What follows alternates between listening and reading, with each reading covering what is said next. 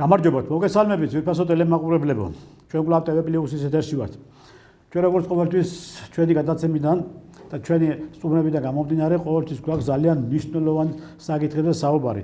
ჩვენ სხვადასხვა მიმართულებით საუბრობთ, სხვადასხვა მიმართულებით აქ მიმდინარეობს საკითხების განხილვა, შეფასება და შესაბამისად ჩვენ საზოგადოებასა ჩვენს მაყურებელს ვეუბნებით იმას, რეალურად თუ რა ხდება ამ ქვეყანაში და არა თუ მარტო არ ქვეყანაში, არამედ ქვეყნის ფარგლებს გარეთაც. თქვენ კარგად მოგეხსენებათ, რომ უკვე რაც კი საქართველოს გახდა დამოუკიდებელი სახელმწიფო, ვერა და ვერ იქნა, რომ ქვეყანაში განვითარდეს ეკონომიკური პოლიტიკა. აი ამ დონეზეა მისული ქვეყნის ეკონომიკური პოლიტიკა და ეკონომიკა, რომ სუნთქავს პულსზე გვაქვს ხელი რა, რომ ვიტყვი. ეს იმის ბრალი არის, მეგობრებო, რომ ქვეყანა არ აწარმოებს თავის პროდუქციას და ქვეყანაში არავითარი რომ ვიტყვი, რეწოლება არ მიმდინარეობს და არავითარი ფაბრიკა ქარხანა არ მუშაობს. კი, იყო თავის დროზე საბჭოთა დროს ჩვენ ქვეყანაში ძალიან ბევრი ფაბრიკა ქარხნები, რომლებიც ფაბრიკა ქარხნების საფუძველზეც იყო წინსვლა, ეკონომიკური წინსვლა და სხვათა შორის ყოფილი საბჭოთა კავშირის ქვეყნებში ყველაზე კარგად საქართველოს იყო და საქართველოს ცხოვრობდა და ქართული ხალხი ცხოვრობდა და საქართველოს მოსახლეობა ცხოვრობდა, მაგრამ როგორც კი გავხდით დამოუკიდებელი სახელმწიფო, ამერიკის შეერთებული შტატებისა და დასავლეთის აგენტურულმა აი ამ გეგმის ნაწილმა პირველი რაც გააკეთა, დაანგრია და მოსპო ქვეყნის ეკონომიკა, გაანადგურა ქარხნები, დაშალა აგურ-აგურ გაყიდა და შესაბამისად დაამშია და გაამათხოვა ქართული ხალხი და ისინი უკვე ხელგაშვერილები ესე სხვადასხვა ქვეყნებში გაუშვა რა. და მოკლედ ქვეყანა მიდის და მიდის უკან ეკონომიკური კუთხით. ნუ ახლა პოლიტიკური კუთხის გასაგებია თუ რა მდგომარეობაში ვართ, მაგრამ რაც შეიძლება რაც თავარია და თუ ჩვენ გვინდა რომ სიძლიერე როგორც პოლიტიკურად ისე სხვა დანარჩენი მიმართულებებით იყოს ძლიერი, ჯერ ეკონომიკა უნდა ქონდეს ძლიერი და ეკონომიკის სიძლიერედან გამომდინარე, ამ შემთხვევაში ქვეყანაში უკვე დემოგრაფიული ფონიც იზრდება, ხალხიც კმაყოფილი არის და ქვეყანაც ძლიერი, მაგრამ ამ ეკონომიკურმა სიდუხჭირმა და კრიზისმა ქვეყანა დაცალა და ქართული ხალხი სხვადასხვა ქვეყნებში საშუალზე გზად მოწანწალეთ აქცია. დღეს ჩვენ ამ თემებზე გვექნება საუბარი. ჩვენი დღევანდელი სტუმარი არის ბატონი თემურ ფიფია, პოლიტეკონომისტი. ბატონო თემურ, მოგესალმებით. მოგესალმებით ბატონო ტრისტან, მოგესალმებით მაყურებელს. ბატონო თემურ, თქვენ ახლა მე ვიცი თქვენი არაერთხელ მე თქვენს კონფერენციებზე, ისე ტელეეკრანებიდანაც, ასევე სოციალურ ქსელებიდანაც ყოველთვის გისმენთ და ხედავთ თქვენს აი აქტიურ პოზიციას და აქტიურ მიმართულებას, რასაც ქვია ქვეყნის ეკონომიკის სიძლიერე. და მით უმეტეს თქვენი მიმართულება სწორედ აი სოციალურ საკითხებით და სოციალური სიძლიერის მიმართულებით არის ყოველთვის აქტიური. ხო, ბატონო თემურ, რა ხდება ჩვენ ქვეყანაში და რატომ ვართ ამ მდგომარეობაში დღემდე 33-34 წელიწადია უკვე ჩვენ ვართ დამოუკიდებელი სახელმწიფო და ვერა და ვერ მოხერხდა და ვერა და ვერ ესე იგი მოახერხა ვერც ერთმა ხელისუფლებამ ამ ქვეყანაში რაღაც გარკვეული ნაბიჯები გადაიდგას იმასთან დაკავშირებით, რომ ქვეყნის ეკონომიკა გადავიდეს აქტიურ ფაზაში. კიდევ ერთხელ მოგესალმებით. რა თქმა უნდა, ეკონომიკა არის საფუძველი ქვეყნის სოციალური და პოლიტიკური მდგრადობის საფუძველი, ქვეყნის განვითარების საფუძველი. იმისა, რომ ქვეყანა განვითარდეს, როგორც სულიერად, ისე მატერიალურად, უნდა იყოს ეკონომიკა განვითარებული და ადგილზე უნდა იქნებოდეს პროდუქცია, ადგილზე უნდა იყოს წარმოება ორგანიზებული მაღალ ტექნოლოგიური იმისათვის, რომ სამუშაო ადგილები გქონდეს, იმისათვის, რომ ხელფასები მაღალი იყოს, შესაბამისად პენსიები მაღალი იყოს, სოციალური უზრუნველყოფა იყოს მაღალი და შესაბამისად ეროვნული შემოსავალი იმდენი უნდა იქნებოდეს ადგილზე, რომელიც საშუალებას მისცემს ქვეყანას განავითაროს კულტურა, სპორტი, განათლება, მეცნიერება და ასე შემდეგ. ყველაფერი დამოკიდებული არის, რა თქმა უნდა, წარმოების მოცულობაზე და ადგილზე წარმოებული პროდუქციის რაოდენობაზე. მათ შორის აი თქვენ სამხედრო პიროვნება ბრძანდებით, სამხედრო სიძლიერეც მათ შორის ამაზეა დამოკიდებული. აქედან მომდინარეობს ყველაფერი და ჩვენ ყველაფერი დავანგრევთ. და დავანგრიეთ იმ ლოზუნგით, რომ ჩვენ ესე იგი ჩვენ გვჭირდება ერთიანი ქრისტიანული საქართველო და რომ ჩვენ მატერიალისტები არ უნდა ვიყოთ და რომ ჩვენ სულიერ სფეროს უნდა მივხედოთ და ასე შემდეგ გახსოვთ ეს. და არაფერი საბჭოთა. არაფერი საბჭოთა. დიახ და დავანგრიეთ ყველაფერი. ჩვენ ვიყავით ერთიანი ეკონომიკური სისტემის ნაწილი, უმძლავრესი მაღალტექნოლოგიური მოწინავე ეკონომიკური სისტემის ნაწილი ვიყავით, სადაც საქართველო არ ასრულებდა ბოლო როლს. საქართველო არ იყო დოტაციური ქვეყანა. კი ბატონო. საქართველო ყოველ შემთხვევაში საბჭოთა კავშირის შემადგენლობაში, როგორც ეკონომიკური ერთეული, შექონდა იმდენი, რამდენიცაც ის ღებულობდა ესე იგი უარეს შემთხვევაში. აქედან გამომდინარე, რა თქმა უნდა, ჩვენ უნდა გადავხედოთ ჩვენს ისტორიას, იმ საბჭოთა პერიოდის ისტორიას და ობიექტურად უნდა შევაფათოთ ის ისტორია და უნდა დავსვათ ეს შეკითხვა, რატო იყო მაშინ წარმატებული ის ეკონომიკის ის მოდელი და რატო არის წარუმატებელი ეკონომიკის ის მოდელი, რომელიც ჩვენ მივიღეთ ბოლო 35 წლის მანძილზე. რა არის ძირითადი განსხვავება ამ მოდელებს შორის? და თუ ჩვენ ობიექტურად არ შევაფასებთ, რა თქმა უნდა, სწორ გამოსავალს ვერ ნახავთ და მთავარი პრინციპული განსხვავება ისაა, რომ ჩვენი ეკონომიკა ეს არის ლიბერალური პრინციპებზე აგებული ეკონომიკა, როდესაც კერძო ინტერესები ყველაფერია და საზოგადოებრივი ინტერესები არის აბსოლუტურად დაქვემდებარებული ამ კერძო მოგების ინტერესებს. ანუ ერთი უკიდურესებიდან ჩვენ გადავარდით მეორე უკიდურესობამდე. ანუ ყველაფერს დაეპატრონნენ ბანკები, ფინანსური ოლიგარქია და ფაქტიურად ეკონომიკის ყველა სფერო არის სავახშო კაპიტალის ხელში. სავახშო კაპიტალის ხელში, რომლის ინტერესიც არის მოგების მიღება, მაქსიმალური მოგების მიღება უმოკლეს დროში. და მის ინტერესებში არ შედის, რომ ის ჩაადოს ესე იგი თავისი კაპიტალი მაღალტექნოლოგიურ დარგებში, რომელიც ჯერ ერთი ამას ჭირდება, მსხვილი მოცულობის კაპიტალი სჭირდება ამას. და მე ესე იგი შენ მოგებას მიიღებ არა 1 და 2 წელიწადში, არა უცებ, არამედ რამოდენიმე წლის შემდეგ. ეს ერთიანი სისტემაა, შენ გჭირდება მაღალტექნოლოგიური დარგების განვითარებისათვის ერთდროულად განათლების შესაბამისი სისტემა. რო შენ სპეციალისტები ყავდეს შესაბამისი. ნუ ეს არის ძელვადიანი ესე იგი პერსპექტივა, რომლის დაგეგმა და რომლის განხორციელების ინტერესები არ არის საახშო კაპიტალის ინტერესში არზის. ეს უნდა გააკეთოს სახელმწიფო. ეს უნდა გააკეთოს საზოგადოება, მაგრამ როდესაც ამ სახელმწიფოს მესაკუთრე არის საახშო კაპიტალი და დაქვემდებარებული ეს სახელმწიფო საახშო კაპიტალს, რა თქმა უნდა, სახელმწიფო მოქმედებს ისე როგორც მის ინტერესებში. ანუ ვიღაცა იქ საზოგადოების დამდარი ვიღაც ეს ოლიგარქი, რომელიც იქიდან მართავს სამაგო სისტემას რა. იქიდან მართავს იმ ჩვენ ოლიგარქებს, რომელიც არიან ამის საერთაშორისო სავახშო აი ამ ფინანსური ოლიგარქიის ნაწილია და მართავენ იქიდან. გარდა ამისა, რა თქმა უნდა, ჩვენ ვხედავთ, რომ ის რაც შეიძლება იწარმოოს ადგილზე, დაუშვათ კვების პროდუქტები, ბუნებრივი პირობებიდან გამომდინარე, სოფლის მეურნეობის განვითარების შანსი არის ნაკლები რესურსებით და მოკლე დროში. ეს არ კეთდება, რატო? იმიტომ რომ ადგილზე დამზადებული, დაუშვათ კარტოფილი იქნება ეს, ხახვი იქნება ეს, თუ სხვა კვების პროდუქტები არ აწყობს იმ ფინანსურ ოლიგარქიას, რომ ადგილზე დამზადეს. იმიტომ რომ ეს ისევ დაკავშირებულია მაღალტექნოლოგიურ წარმოებასთან და მსხვილ კაპიტალთან. იმას ურჩევნია ეს ხახვი, კარტოფილი და კვების პროდუქტები, რასაც ჩვენ მაღაზიაში ვხდით, ხორცი და ამ შემდეგ რძის პროდუქტები, რძის ფხვნილი შემოიტანოს საზღვარგარეთიდან და მიიღოს სწრაფი მოგება. ეს არის აბსოლუტურად ანტისახელმწიფოებრივი, ესე იგი პარაზიტული ფუნქციონირება კაპიტალისა, რომელსაც მიყავს სახელმწიფო უკვე დაღუპვისაგან. ესე იგი პარაზიტი, რომელიც ზაზის ცოცხალ ორგანიზმს ბიოლოგიაში ცნობილია. ის პარაზიტი ამ ცოცხალი ორგანიზმით იკვებება.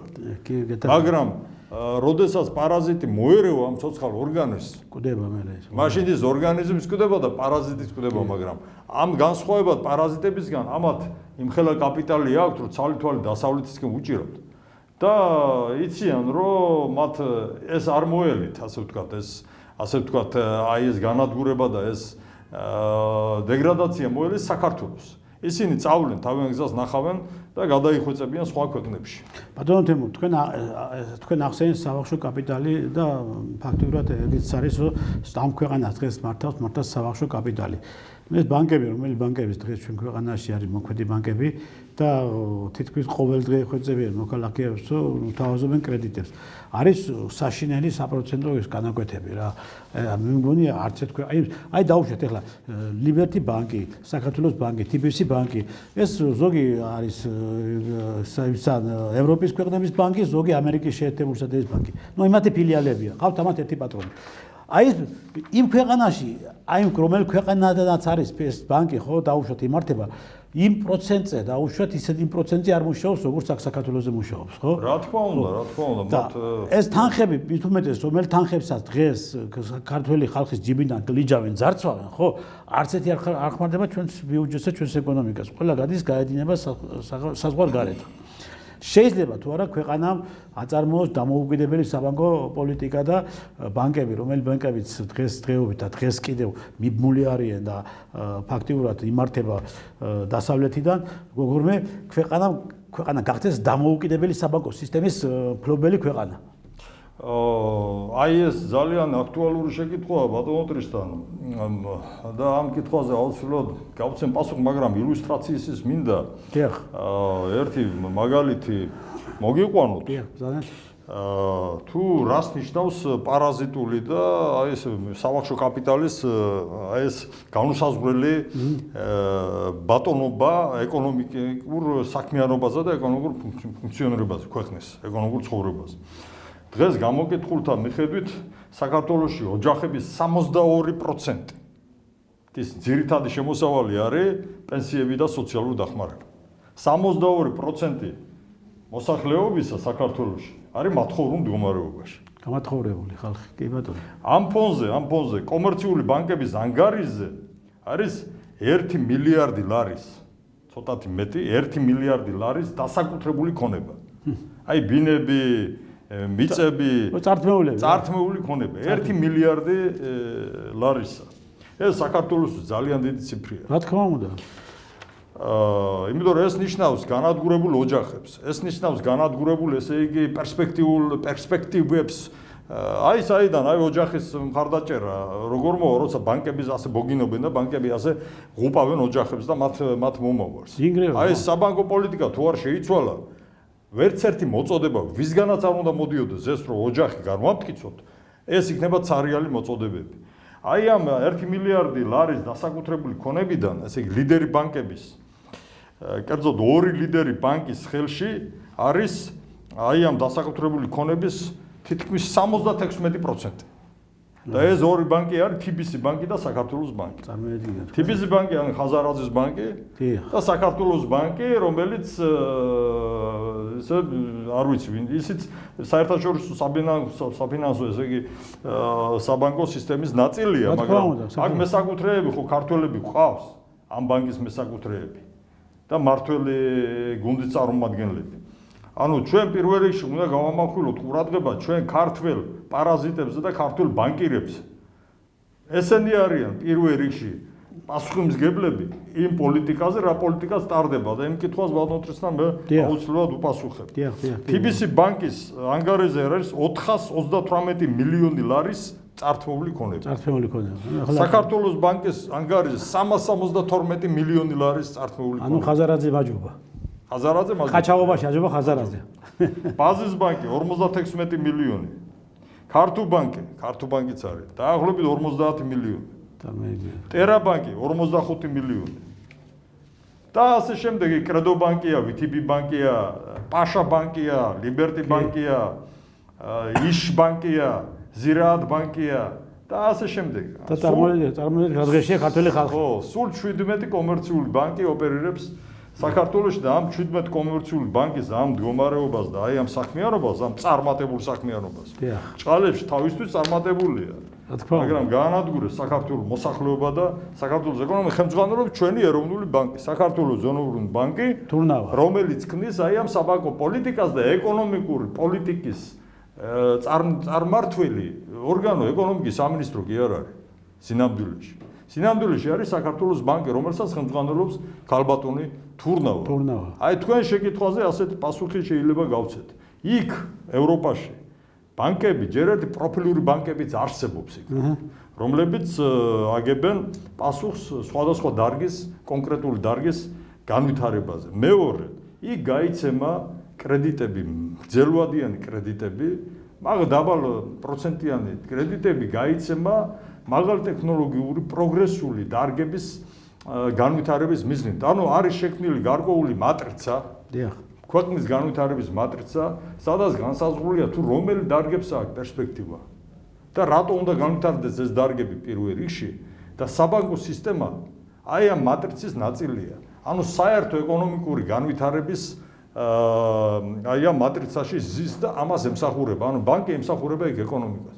ჩვენთან პირიქით და ჩვენთან ეკონომიკა ემსახურება ბანკის გამდიდრებას და ესე იგი ჩვენ ხედავთ ამას ყველა სფეროში.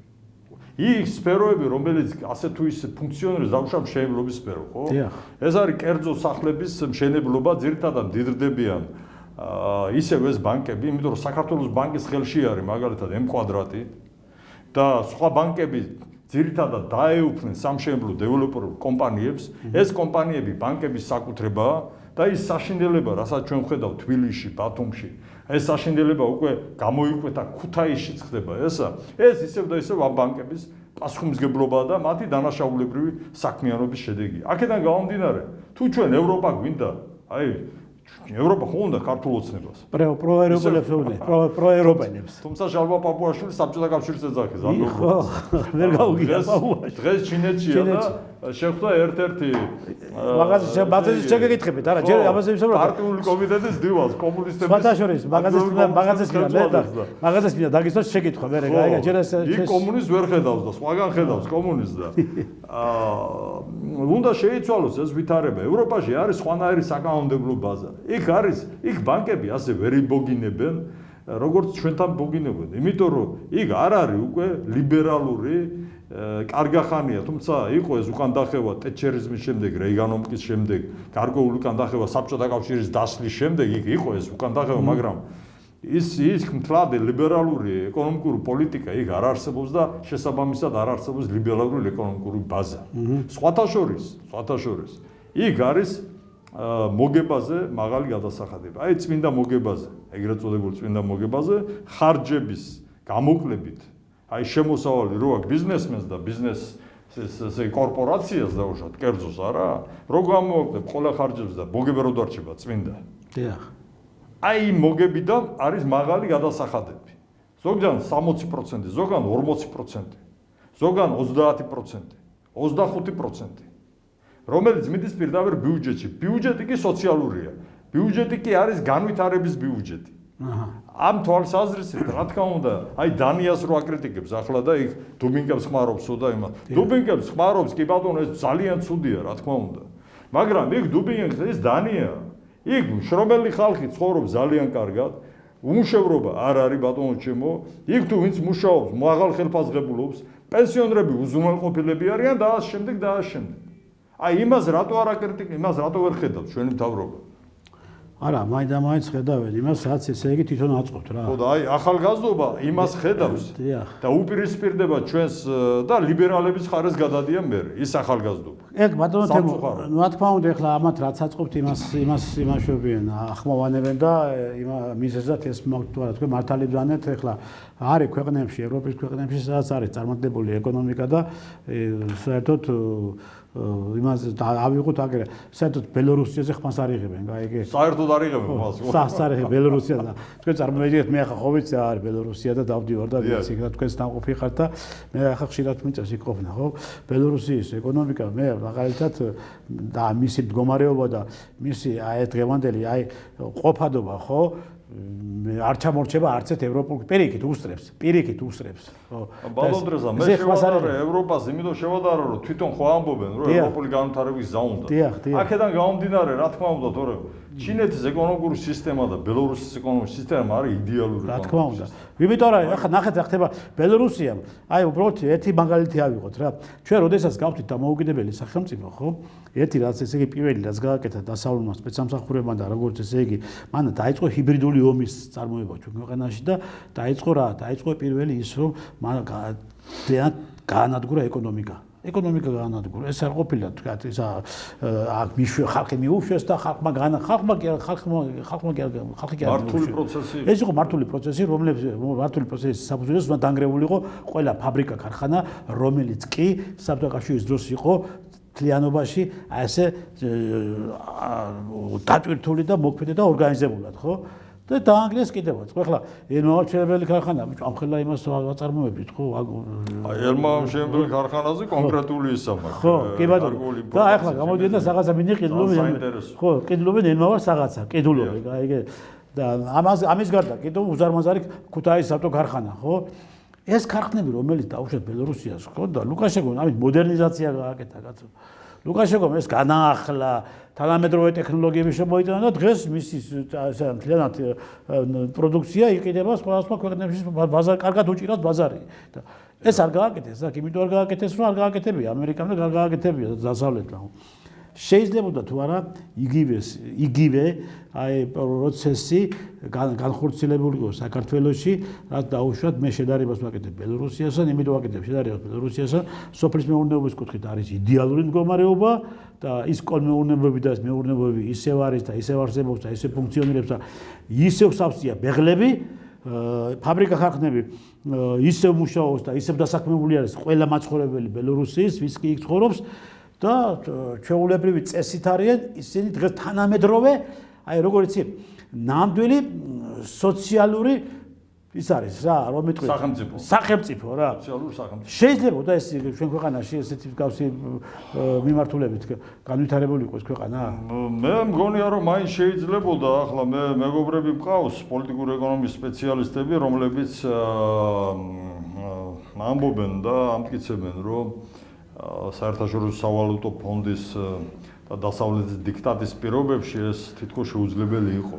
მე მგონია რომ საქართველოს ხელისუფლებას რო ოდნავ მაინც ეზრუნა საქართველოსთვის არ მოხდებოდა ის ეკონომიკური პროცესები, რაც განვითარდა შევარდნაძის დროს.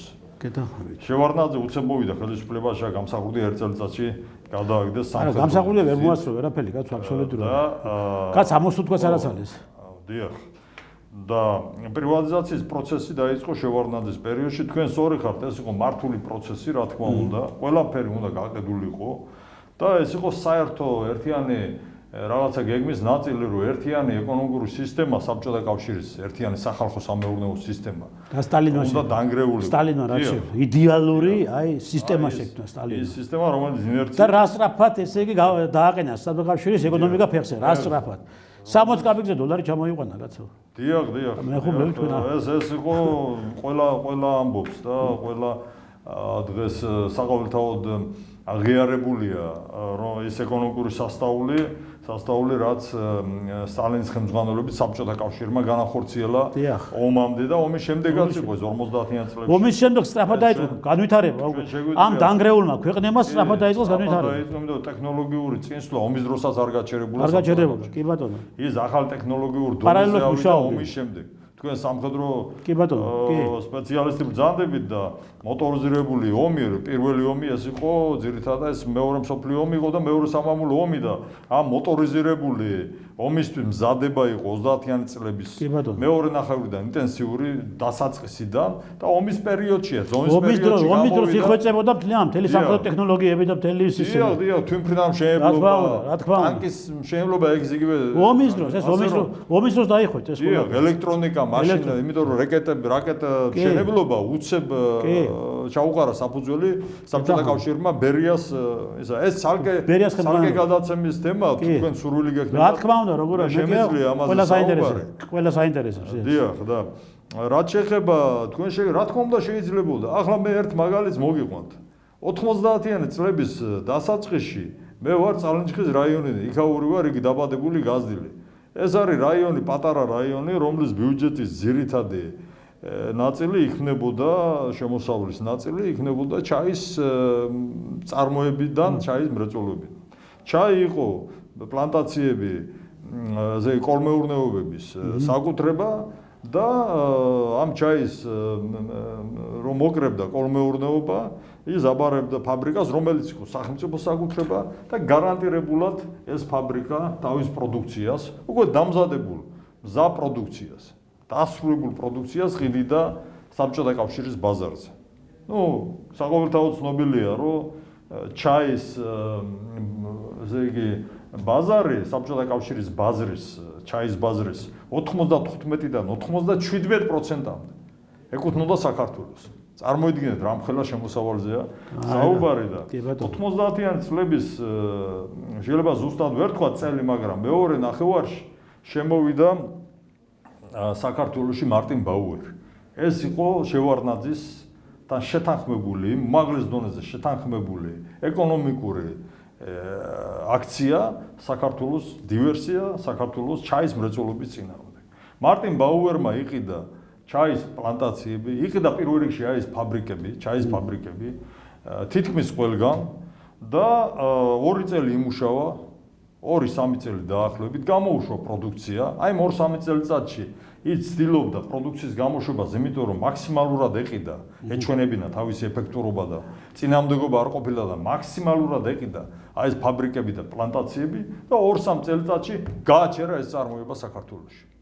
ჩვენ დავკარგეთ აი ეს ბაზარის 95-97% და გავიდა საქართველოდან. ამ ეკონომიკურ დივერსიაში მონაწილეობდა საქართველოს ხელისუფლება.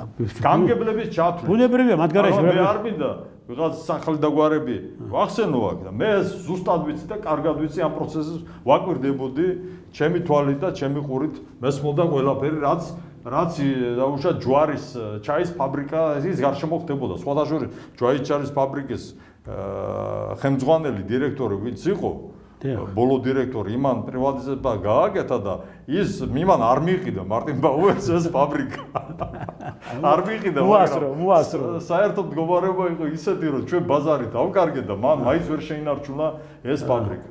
აი ეს ხდებოდა ჯართი, დღესაც კი ჯართი გადის თურქეთის მე. ერთ-ერთი მთავარი ისა ექსპორტის თურმე ის ერთ-ერთი მნიშვნელოვანი პოზიცია არის ჯართი, რომელიც გადის თურქეთის.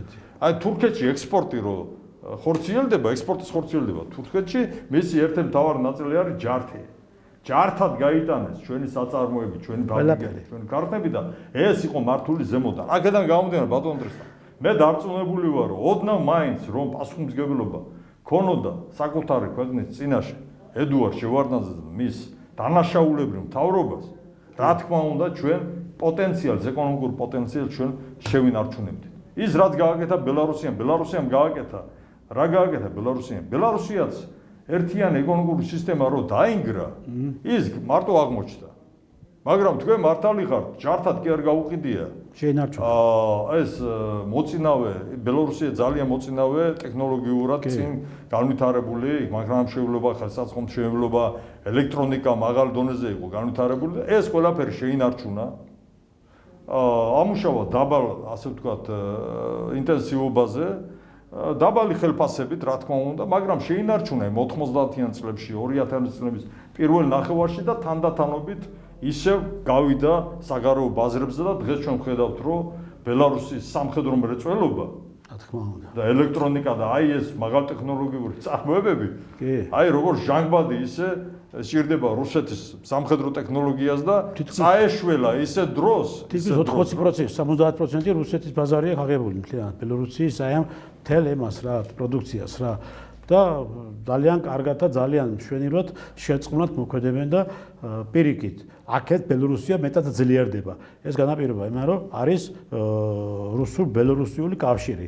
რუსულ-ბელარუსმა კავშირმა, რომელმაც მთლიანობაში რუსეთმა გადაარჩინა და როგორ ახლა ისე უსაფრთხოება მასთან კავშირმა და როგორც ეკონომიკა ისე უსაფრთხოება ხა უსაფრთხოების კუთხით ეხლა ბირთვული ქვეყანა გახდა კაცო ბელორუსი ეს თქვენ მეხუმრებით ბირთვული ქვეყანა გახდა ბელორუსია ეს რამხელა დიდი ქოლგა აუგე ბელორუსიისთვის ხო ანუ ეს ყველაფერი ჭკვიანურად და სწორი ხედვებით გააკეთა ამ კაცმა და ეს არ შეუძლია ხელისუფლებას გააკეთოს დღეს და ვისი ეშინია დღეს ხელისუფლებას რომ აი ამ ნაბიჯებს არ დგამს და აქტიურად არ არის ჩამული ამ პროცესებში რომ როგორმე რაღაცწერად თავის ქვეყანა გამოიყვანოს აი ამ კრიზისიდან და რა ის რაღაცა თვალთმაქცია კომისიების შექმნა ფასების მატება, ფასების დაკლდება, რა იყო ეს ფასების მატება და ფასების დაკლდება და ან რა ხდებოდა, რა არის, როგორ შეიძლება და ის მოწვეული ბიზნესმენები და ისინი თვითონ კომპანიის მეპატრონები როგორ ესე იგი ჟარგონებით ესაუბრებოდნენ ხელისუფლებას ხომ უყურებდით კაცო? დიახ, იმიტომ რომ იქ ეთყობა ახლა გამოიკვეთა რაღაცეები ისეთი რამეები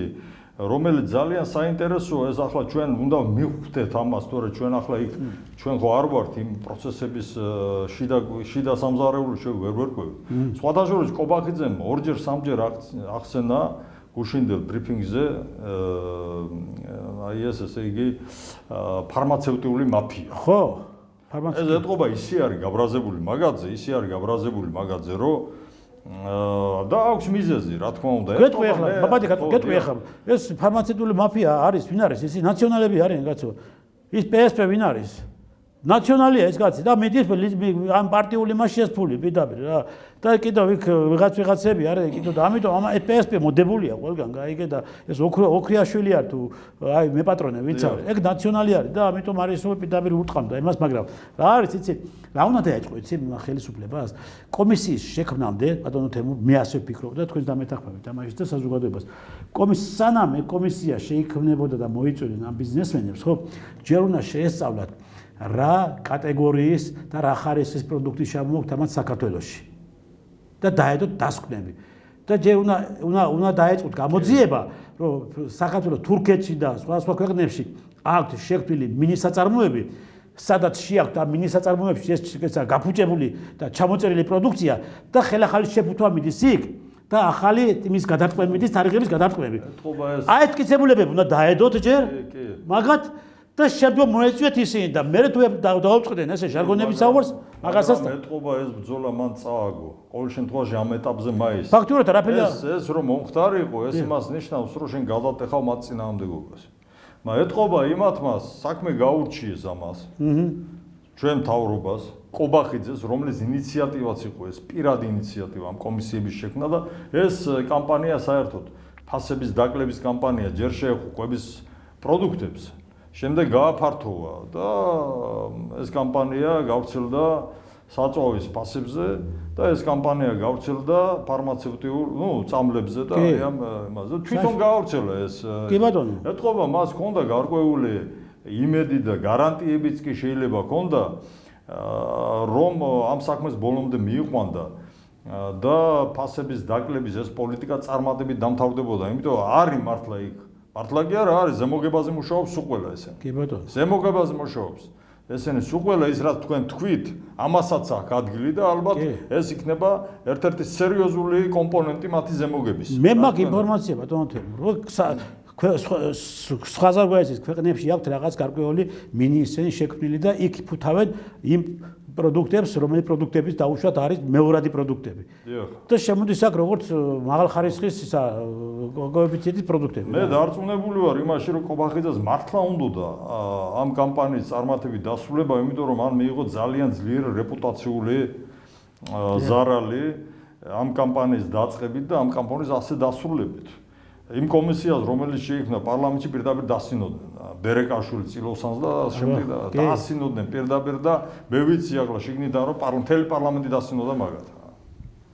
და იქ პარლამენტში ზიანა ეს ძირითადად მათი წარმომადგენლების ზიანა, აი ამ მსხვილი კაპიტალის იმპორტიორების და შემდეგ თვითონ ზიან უშუალოდ ან ზიან მათი წარმომადგენლები პარლამენტში. და აქედან გამომდინარე მე ვფიქრობ რომ თუ პოლიტიკა არ შეცვალე, თუ პოლიტიკა, ეკონომიკური პოლიტიკა არ შეცვალე, შენ ხვეწნა მუდარით ვერ ათქმევიებ მოგებაზე კაპიტალისტს უარს. საქართველოს მოსახლეობის სასარგებლოდ დაც კი და იმ მიზნების შესასრულებლადაც კი რა მიზნებიც დღეს საქართველოს წინაშე არის და დღეს საქართველოს წინაშე არის მიზანი გადავრჩეთ. ჩვენ ვიღუპებით, ეს კატასტროფული მდგომარეობაა. ეს არის ისეთი სოციალური მდგომარეობა, რომელიც აი ქვეყანა გვადნება ხელ საწვავი 5 ლარზე ავიდა კაცო. და ეს პროცესები, დეგრადაციის პროცესები იმდენად სწრაფად ვითარდება, რომ ამას უკვე ვერ მალავს ქართული ოცნება და იმიტომ წამოიწყო ზუსტად ის კამპანია კობახიძემ. იმიტომ რომ ის ხედავს და ეს კვლევებითაც ალბათ შიდა კვლევებით დადასტურდა, რომ ძალიან მძიმე მდგომარეობაშია ხალხი და ფასები ისეთია კვების პროდუქტებზე პირველად მოთხოვნების საგნებზე რომ უკვე ვეღარ აუდის მოსახლეობა, აი რაც თქვით ჩვენ 73% ცხოვრობს პენსიებზე და შემწეობებზე და რა არის პენსია და შემწეობა? იმითი რას იყიდი დღეს? არაფერი, აბსოლუტურად. ხო, 300,000-ზე მეტი ბავშვი ქრონიკული შიმშილის განიცდის საქართველოში. 700,000-ზე მეტი ღებულობს ესე იგი შემწეობას, სოციალურად დაუცველია. 800,000 პენსიონერი გვყავს. საქართველოში. მიგრანტი რამდენი ყავს? ახალგაზრდობა მიდის საქართველოსთან, იმიტომ რომ უმძიმეს მდგომარეობას პერსპექტივას ვერ ხედავს. ვერ ხედავენ, სამუშაოს ვერ ნახულობენ, თუ სამუშაოს ნახულობენ, აი ესეთ მათხოვრ მდგომარეობაში როგორც არიან დაუშვათ აი ეს მიმწოდებლები, აი ეს ვოლტის და გლოვო და აი ეს მიმწოდებლები. ისინი უმძიმეს ძალიან საშიშია მათი შრომა. საშიში შრომაზე წევიან და ეწევიან მათხოვრული ხელფასების სანაცვლოდ. და მე რო დაუბრუნდე, რა განსხვავებაა მაინც ჩვენს პოლიტიკასა და ბელარუსისა და ჩინეთის პოლიტიკას შორის. იქ კომერციული ბანკები და საბანკო სისტემა, ეროვნული ბანკი ექვემდებარება მთავრობას. სახელმწიფოს. იქ ცალკე არ არის ეს ბანკი და ცალკე პოლიტიკას ვერ ანხორციელებს. ის არის მთავრობის დაქვემდებარებაში და ემსახურება იმ პოლიტიკას, რასაც ეკონომიკურ პოლიტიკას, რასაც და სოციალურს, რასაც განსაზღვრავს სახელმწიფო. ანუ მას აკონტროლებს სახელმწიფო აკონტროლებს. რა თქმა უნდა, სახელმწიფო ბელარუსიაშიც და ჩინეთში. ჩინეთშიც მაგალითად არის პროფილური ბანკებია, რომელიც სოფლის მეურნეობის დარგში არის ბანკი, სოფლის მეურნეობის ბანკი, არის მშენებლობის ბანკი და სხვადასხვა პროფილური ბანკებია, რომელთა პირდაპირ პასუხისმგებლობა არის სოფლის მეურნეობის განვითარება დაუშვათ. სამოქალაქო მშენებლობის განვითარება, მრეწველობის რომელიღაც დარგის განვითარება და შემდეგ ეს მას უწევია თავის წესდებაში და კანონით არის ეს განსაზღვრული და ჩვენთან ეროვნული ბანკი არის ცალკე მდგომი სტრუქტურა, რომელსაც ვერ აკონტროლებს საქართველოს მთავრობა და რომლის მთავარი ფუნქცია არის ინფლაციის დაბალი დონე. ინფლაციის დაბალი დონე და ინფლაციის დაბალი დონე შეიძლება შენარჩუნდეს ორი მეთოდია. ის ლიბერალური, რომელსაც ესენი ანხორციელებენ და მეორე. აი მეორეზე ვიტყვით, ლიბერალური ყველა მიცით, რომ ესე იგი უნდა გაიცეს მაღალი პროცენტიანი კრედიტი, ანუ ძვირი ფულის პოლიტიკა და უნდა შეზღუდოს ფულის შესვლა ეკონომიკაში. მაგრამ ეს რას ნიშნავს? ეს იმას ნიშნავს, რომ შენ ადგილობრივი წარმოება ზღუდავ, არ აძლევს მას ამოსუნთქვის საშუალებას, არ აძლევს ვიაპ კრედიტს, არ აძლევს განვითარების საშუალებას. ჩვენ ქვეყანაში არის ეს მაგრამ. ხო არის, აბა განვითარებული არის რამე არ არის. აქედან გამომდინარე პროდუქცია არ იქნება საქართველოში. კი ბატონო. არ იქნება საქართველოში და ინფლაცია რა არის? არის მოთხოვნა მიწოდების შედეგია ეს ინფლაცია. თუ შენ პროდუქციას ადგილზე ვერ ქმნიდა, ვერ აწოდებ ბაზარს, აქედან გამომდინარე პროდუქციაზე ფასი იზრდება. ანუ ეს პოლიტიკა საბოლოოდ მაინც ინფლაციის შენარჩუნებას ვერ ანხორციელებს. და აი ამ ჯადოსნურ წრეში ტრიალებს ეროვნული ბანკი, რომელიც აი ამ კომერციულ ბანკებთან ერთად, 17 კომერციულ ბანკებთან ერთად აი ემსახურება საქართველოს ეკონომიკის სტაგნაციას და აქციევას, შეჩერებას, დეგრადაციას და შემდეგ. არის მეორე გზა, ბატონო ჩემო. თუ საბანკო სისტემა დაექვემდებარა მთავრობას, მათ შორის ეროვნული ბანკი, ხოლო მთავრობამ ესე იგი შეიმუშავა ეკონომიკის განვითარების გეგმა, რომლის მიხედვითაც მან განსაზღვრა სპეციალისტებთან ერთად, თუ რომელი დარგი შეიძლება განვითარდეს საქართველოში ნაკლები რესურსებით, იმიტომ რომ ჩვენ ღარიბი ქვეყანა ვართ. ნაკლები რესურსები და მოკლე დროში. რომ ადგილზე შეიქმნას პროდუქცია, ადგილზე შეიქმნას ეროვნული შემოსავალი, შეიქმნას გარკვეული დოვლათი და აი მომავალ წელს 2 წლის შემდეგ, 3 წლის შემდეგ იქიდან გამომდინარე უფრო განვითარდეს ქვეყანა და ამ პოლიტიკას თუ მოემსახურა ბანკი და ამ პოლიტიკის აი ამ იმაში ჩარჩოებში ჩაჯდა, ამ შემთხვევაში რა თქმა უნდა ინფლაციას ადგილი არ ექნება. და ის თავარი მიზანი, რომელიც ბანკს გააჩნია დღეს და რომელიც არ უნდა იყოს ბანკის თავარი მიზანი. ბანკის თავარი მიზანი უნდა იყოს წარმოების განვითარება და არა ინფლაციის დონე. ის მიზანიც შესრულებული იქნება.